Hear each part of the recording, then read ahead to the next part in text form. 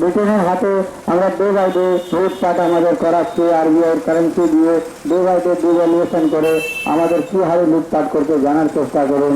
আমাদের ভারতের currency Azad Hind bank currency. Netaji Subhash Chandra Bose 1944 গড়েছিলেন ভারতকে ফুল ফ্রিডম দেওয়ার জন্য, কিন্তু নেহরুবাদীরা তাকে মানেনি। জানার চেষ্টা করুন আরবিআই কারেন্সি ব্রিটেনের কারেন্সি, আমাদের ভারতের কারেন্সি আজাদ হিন্দ ব্যাংকের কারেন্সি, যার পার্চেজিং পাওয়ার কেনার ক্ষমতা 1 টাকায় 60 লিটার ডিজেল, 40 লিটার পেট্রোল। আর আরবিআই কারেন্সিতে 1 টাকায় একটা চা পাওয়া যাচ্ছে না। কিভাবে লুটপাট, কিভাবে চিটিং হচ্ছে জানার চেষ্টা করুন। আরবিআই কারেন্সি ব্রিটেনের কারেন্সি, ভারতের কারেন্সি আজাদ হিন্দ ব্যাংকের কারেন্সি। যদি আরবিআই কারেন্সি আমাদের ভারতের কারেন্সি হতো তো নেতাজি সুভাষচন্দ্র বোসের কি দরকার ছিল আজাদ হিন্দ ব্যাংকে সূত্রপাত করার?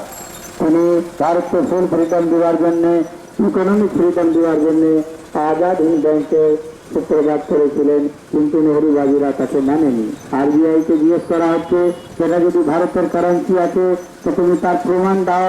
তিনি লিখে দিয়ে দিয়েছেন আমার কাছে এর কোনো রেকর্ড নাই। যদি তার কাছে আরবিআই কাছে কোনো রেকর্ড নাই তো ভারতে চলছে কিভাবে আর তাকে চালাচ্ছে কিভাবে?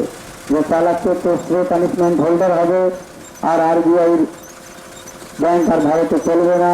আজাদ হিন্দ ব্যাংকের টাকা দিয়ে লেনদেন হবে।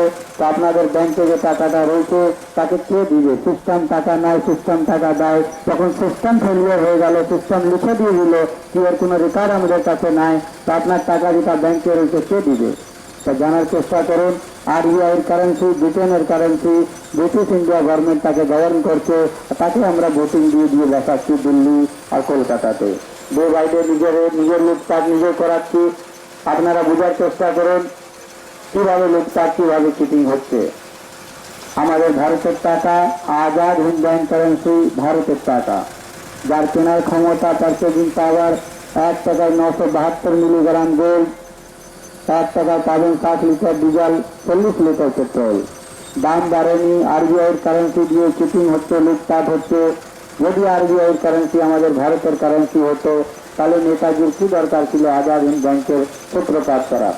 ভারতকে ফুল ফ্রিডম দেওয়ার জন্য তিনি আরবিআই জায়গাতে সলিউশন দিলেন, রিমেডি দিলেন যে আজাদ হিন্দ ব্যাংকের টাকা দিয়ে লেনদেন হবে, কিন্তু নেহরুবাদীরা তাকে মানেনি।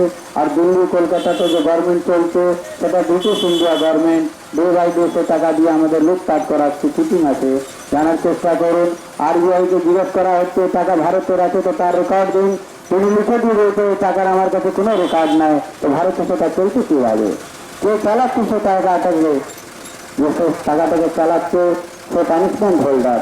আর আপনাদের ব্যাংকে টাকা রয়েছে, আপনারা ব্যাংকে টাকা রাখতে যান, সিস্টেম টাকাটা নাই, সিস্টেম টাকাটা দেয়। তখন সিস্টেম লিখে দিয়ে দিয়েছে তোর কোনো রেকর্ড আমার কাছে নাই। তো আপনি চিন্তা করে দেখুন, রাত্রে বসে চিন্তা করবে, দেখবেন কি সে টাকাটাকে কে দিবে, কে তার দেনদার হবে। চিন্তা করে দেখুন কি মুখ্যমন্ত্রী দেবেন না প্রধানমন্ত্রী দেবেন না রাষ্ট্রপতি দেবেন? যখন আরবিআইয়ের কাছে তার কোনো রেকর্ড নাই তো দেনদার কে হবে? সেই জন্য আপনারা গম্ভীর চিন্তা করুন। আমাদের ভারতের কারেন্সি এটা নয়, এটা ব্রিটেনের কারেন্সি। আরবিআইয়ের কারেন্সি ব্রিটেনের কারেন্সি, ভারতের currency Azad Hind bank currency, যার পার্চেজিং পাওয়ার 1 টাকায় 972 মিলিগ্রাম গোল্ড, 1 টাকায় পাবেন আপনি 60 litre petrol, 60 litre diesel, 40 litre petrol. আপনারা তৎকাল এই সরকারের বহিষ্কার করুন, এই ইলেকশনের বহিষ্কার করুন, এই কারেন্সির বহিষ্কার করুন। ভারতে আজাদ হিন্দ সরকার এসে গেছে আপনাদের মাঝে। আজাদ হিন্দ সরকার, আজাদ হিন্দ ব্যাংক কারেন্সি দিয়ে লেন